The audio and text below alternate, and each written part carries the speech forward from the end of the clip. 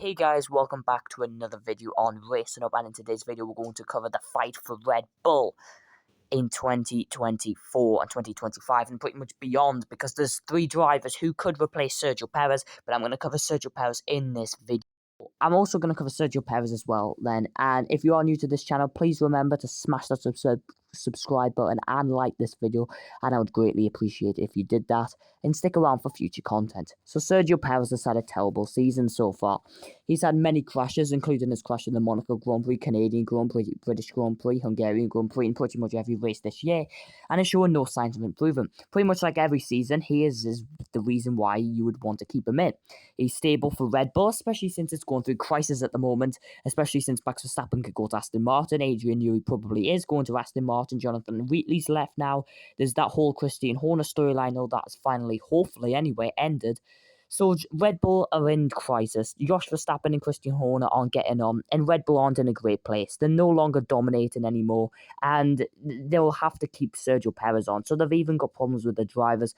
Perez started the season very well, of course, with many second-place finishes and third-place finishes, and was only 5 points off Max Verstappen at once point in the championship. But apart from that, Perez's form has tailed off, though he did take a surprise front row at the Belgian Grand Prix, but even then he was 11 thousandths off what would have been a net pole position, and he couldn't quite make it. And that is if you put a driver like Daniel Ricciardo in it, probably would have been on pole for the Belgian Grand Prix. Perez also fell down the order in the race too, so, it was a disaster. Who else then could? Daniel Ricciardo could, but Daniel Ricciardo started the year in terrible form.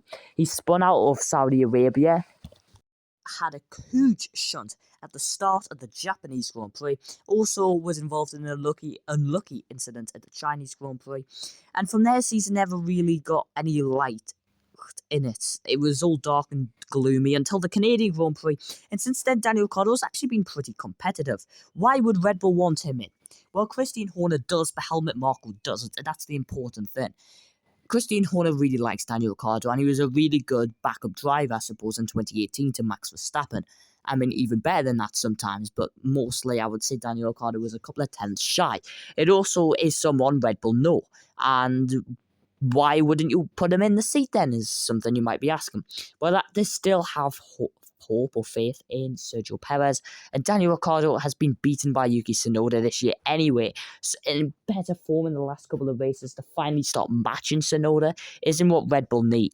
So speaking of Tsunoda, where does he get put in this ranking really?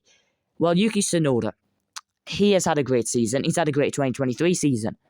But why isn't he in that Red Bull? Well, the answer is, as Christian Horner doesn't like him, but Helmut Marko does.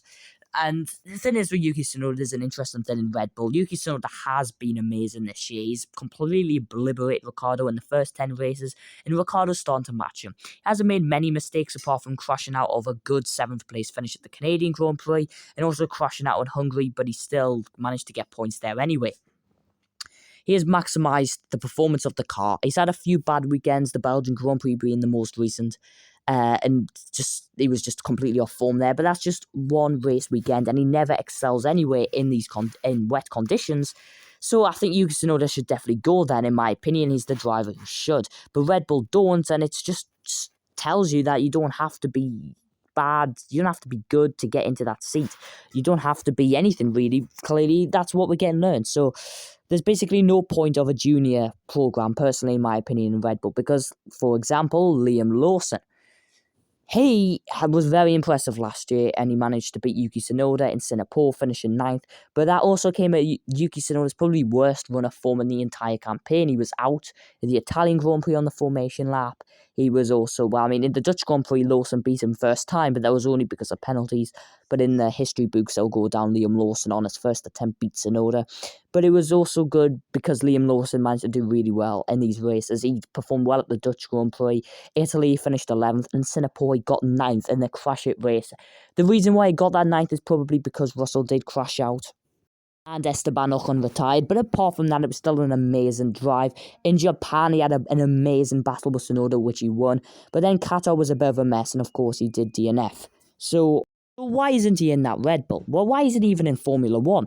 It's because Red Bull have got so many drivers, and realistically the thing that they should do is kick out Perez, probably promote Tsunoda there, or keep him and put in RB Liam Lawson and Isaac Hadjar.